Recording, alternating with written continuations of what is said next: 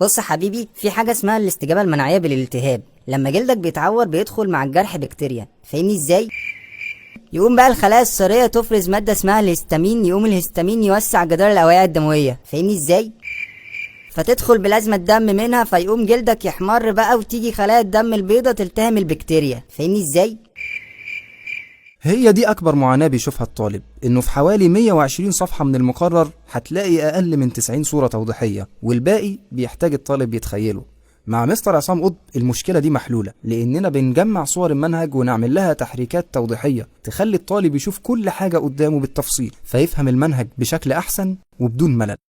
ده غير إننا جمعنا أكتر من 600 صورة توضيحية زيادة عن صور المنهج، وأكتر من 40 فيديو تعليمي. مع مستر عصام قطب هتشوف المنهج.